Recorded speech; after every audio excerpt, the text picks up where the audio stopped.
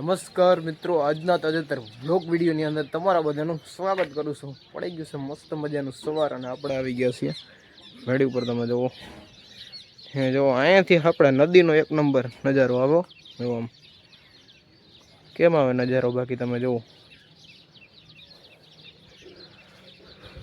પોપટ તો જુઓ તમે દાર ઉપર બેઠા હોવ. 1 2 3 કેટલાય બેઠા. જો અહીંયા કાબરું બેઠી હોય. અહીંયા પવન અત્યારે માપે મેળે છે, બહુ નથી.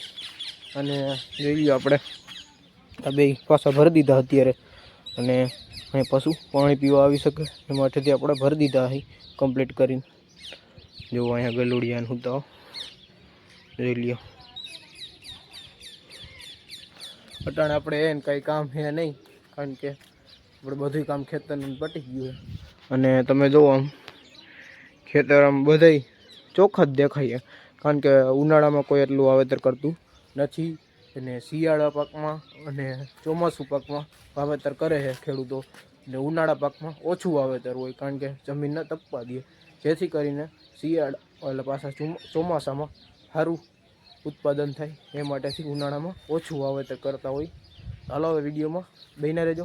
તો જો આપણે વાગી ગયા હતા 4:30 અને આપણે થઈ ગયા હતા તૈયાર. સીધા જોઈ લ્યો નવા લોકો ઠપકર લીધા. અને હવે આપણે જવાનું રહેશે મામાની ઘરે. ત્યાં આ બાજુની સાઈડ તમે જોઈ લો ગુંદરી, અને ઓલી બાજુની સાઈડ બાજરાનું વાવેતર કરેલું હોય. બાજરો એમાં થઈ ગયો સારા મેળો. આ બાજુ જોવો બાકી અત્યારનું વાતાવરણ. આ બાજુ જેમલ કાકાની એડી ખેરવાનું કામ હાલે, પછી એડી ખેરાઈ જાય એટલે સીધી કાઢવાનો રહે. જો ઓલો સામેનો ઢગલો હે નહીં. હાલો આપણે નીકળી જઈએ મામાના ઘર બાજુ.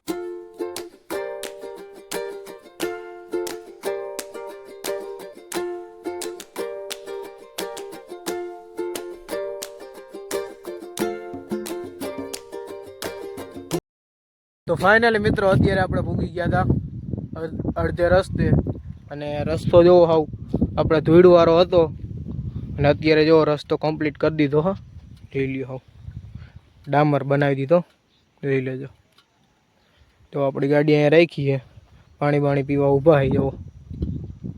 પાણી પીવાનું કામ હાલે.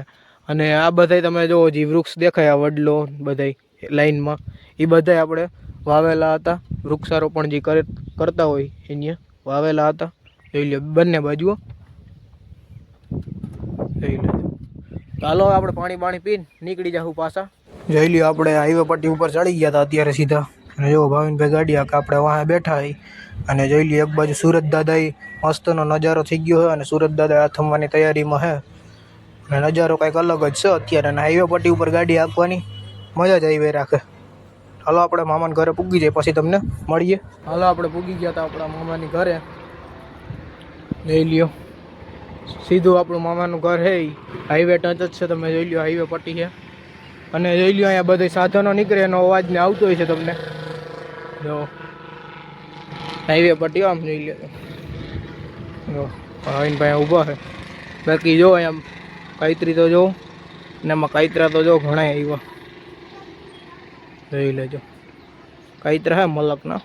અને આપણે જો કાંતરા જ ખાઈ છીએ અત્યારે. સીધા કાંતરા આપણે ખાવા માંડ્યા છે. જુઓ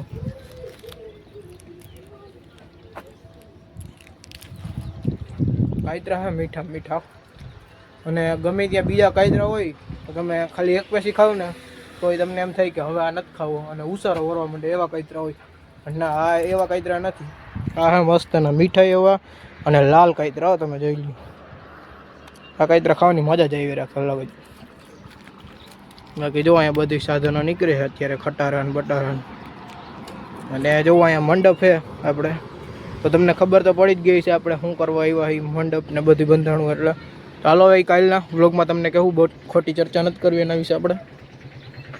બાકી જો આ બાજુની સાઈડ ગામ છે, જોઈ લ્યો. અને જો અહીંયા કંઈક છોડ વાવ્યો છે, શું વાવ્યું હોય કંઈ ખબર નથી, છે આવી રીતનો કંઈક છોડ.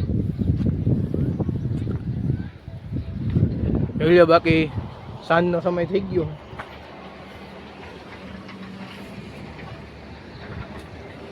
આ બાજુ જો ડુંગર આવી ગયો વિસ્તાર.